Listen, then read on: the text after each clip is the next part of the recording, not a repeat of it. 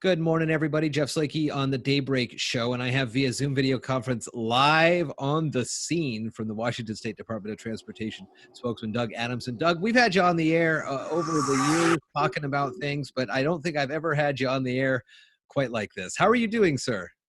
Well, actually, I am smiling right now, believe it or not, because it's hard to tell. We have to adapt because of COVID, and everyone is adapting as well. And road construction is the same way, so we have a pretty stringent protocol and have to stay 6 feet apart in many areas and wear masks. But we're getting a lot of work done out here in Lacey, and it's really a big change for this overpass where we're going to be closing it down and then opening up after a weekend on Monday, August 3rd. And basically, as construction continues, and unfortunately the congestion will continue for a while too, we're going to change the traffic pattern from a traditional diamond interchange to a diverging diamond interchange. What's that? Well, it's an efficient way to get people across an overpass. And the nice thing about that is there's nothing new for you to learn on it. You come up to a stoplight, you stop. When you come up and you see the signs and lines, you follow them. It's pretty intuitive. While this is the first one in the state of Washington, they're all over the country. In fact, business travelers will tell you, oh, I've been on one in Texas. I've been on one in Missouri. No big deal. So talk to me a little bit about how I-5 at State Route 510 became the location for this.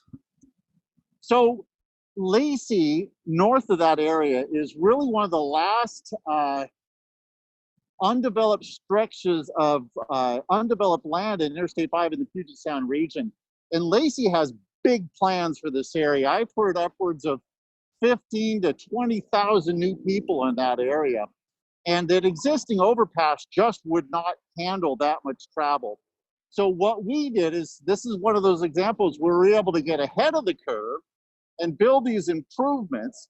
And when we open up to diverging diamond interchange and get through the construction, it'll allow Lacey to do what they want to do and really be a big win for that community here in Hawks Prairie, adjoining Nisqually. But really a diverging diamond interchange, and it's also a money saver. We didn't have to go out and tear down this interchange and put up a new one. We widened it by 11 feet. We changed the traffic pattern on it, and we used the existing bridge. So it's really a win-win. It's good for the community, but it also at the same time, it's easier on the pocketbook too. This is a very heavily trafficked, congested intersection. You're right near the dumps. You're right near Cabela's. You're right near the Home Depot and on the way out to Yelm. So there has been a lot of traffic here, as you can see kind of in the footage, the continuing of the traffic.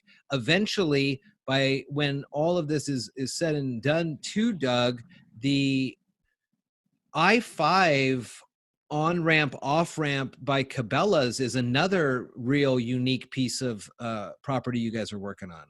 It is. So what we did in this project is we combined efficiencies. In order to bring a contractor out, it costs the same to get them to mobilize now or later. So what we did is, in order to capitalize on efficiencies, we built this long ramp going from Marvin Road on the southbound I-5 in front of Cabela's there.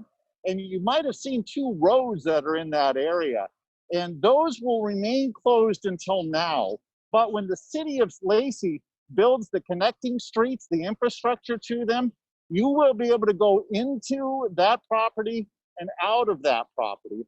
And one of the cool things about a diverging diamond interchange is that it allows you to do essentially a U-turn. So let's say you're heading from Shelton and you're heading up to Tacoma and you're like, oh my gosh, I forgot something.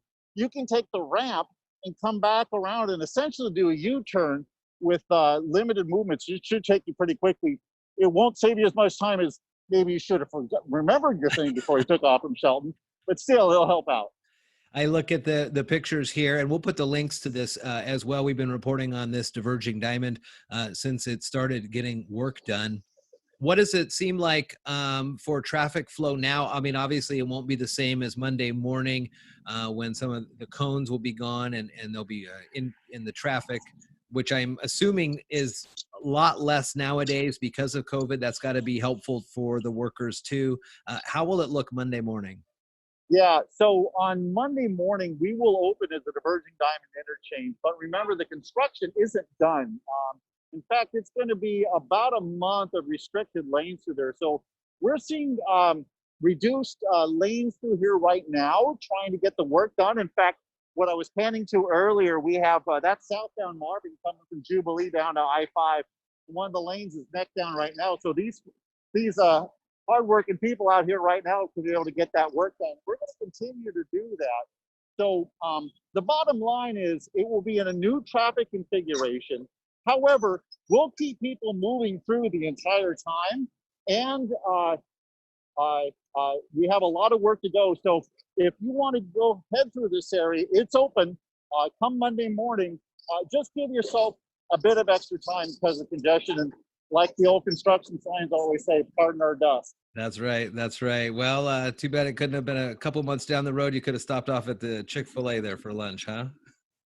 Well, this is an incredibly busy place. We've got the Target Distribution Center just to the north of us, other distribution centers, large communities, a lot of businesses, a lot of people from Shelton know this area very, very well.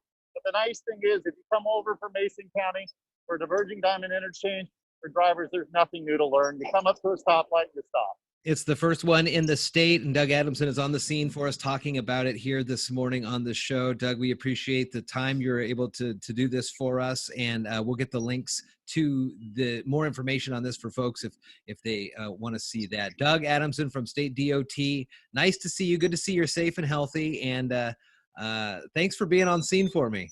Yeah, we appreciate the coverage, and thanks for everything you do. And we just hope everyone stays healthy. And a lot of people are pivoting right now and doing what they can to take care of themselves, and we're doing what we can so people get going throughout the day and do what they need to do. Doug, thank you so much.